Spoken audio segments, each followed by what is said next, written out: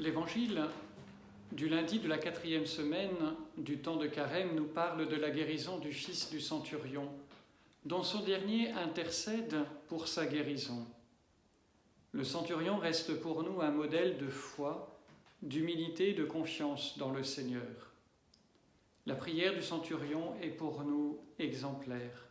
Il est celui qui intercède pour son fils, il demande pour un autre. Dans la Bible, nous trouvons d'innombrables exemples d'intercession efficaces. Rappelez-vous tout simplement dans l'Ancien Testament, lorsque le Seigneur voulait détruire les villes de Sodome et Gomorrhe, Abraham le pria de ne pas le faire à moins d'y trouver suffisamment de justes. Alors il intercède, voire même, nous pourrions dire, il négocie avec le Seigneur. S'il y a 50 justes dans la ville, je pardonne à toute la contrée à cause d'eux. Et comme il n'y avait pas 50 justes, alors Abraham diminue le chiffre. Et s'il n'y en avait que 40, que 30, voire 20, voire 10, le Seigneur a écouté la prière d'Abraham parce qu'elle était pleine de foi et de confiance. Les saints qui vivent déjà du bonheur éternel sont par excellence de bons intercesseurs auprès de Dieu. Ils ont cherché tout au long de leur vie la présence de Dieu et ont su être des icônes de l'Évangile. Ils sont donc de puissants alliés dans notre foi et de véritables intercesseurs. Ils sont attentifs à nos prières et les présentent au Seigneur. Dieu les honore et les glorifie à travers les miracles qu'ils font et les grâces qu'ils obtiennent pour les besoins de notre vie quotidienne. La dévotion envers les saints fait partie à part entière de la foi de l'Église catholique dès le début de l'Église. Nous avons des amis au ciel. Alors pourquoi ne pas leur demander leur intercession? Pourquoi ne pas avoir recours à eux?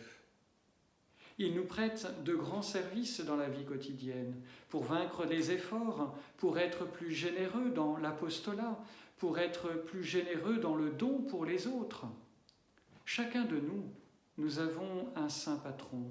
Pourquoi ne pas chaque année accomplir une neuvaine pour se préparer à la fête de ce jour et le jour de cette fête de notre saint patron? Quand un ami me confie une intention de prière, pourquoi ne pas le confier tout simplement à la prière des saints? Regardez les signes miraculeux qu'il y a eu sur une sœur grâce à l'intercession de saint Jean-Paul II il y a quelques années. À Lourdes, comme ailleurs, nous avons tant d'exemples autour de nous. Les saints sont pour nous le trésor de l'Église, le secours des chrétiens dans la lutte quotidienne, dans le travail, dans les efforts pour s'améliorer et pour rapprocher les âmes au Christ. Les saints intercèdent pour nous dans le ciel et ils nous obtiennent les grâces et des faveurs. Mais Marie tient évidemment une place toute particulière parmi les saints. Elle est médiatrice de toutes les grâces, et les anges trouvent la joie, les justes la grâce, et les pécheurs le pardon pour toujours. Elle nous aide à chaque instant de notre vie. Elle n'a jamais négligé de présenter à son Fils une seule de nos supplications.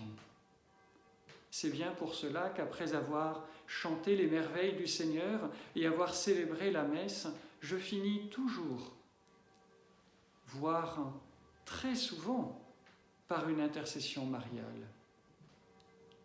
Devenons à notre tour des intercesseurs pour nos frères.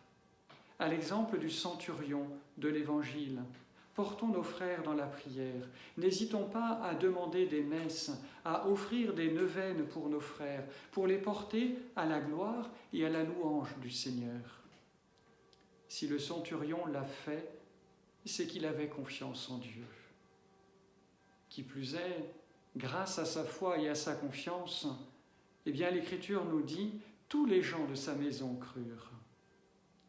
En ces temps difficiles et bien particuliers, confions tous ceux qui souffrent, ceux qui sont seuls, ceux qui prennent du temps pour les autres, qu'ils sentent que nous soyons à côté d'eux par la prière, par l'intercession de tous les saints.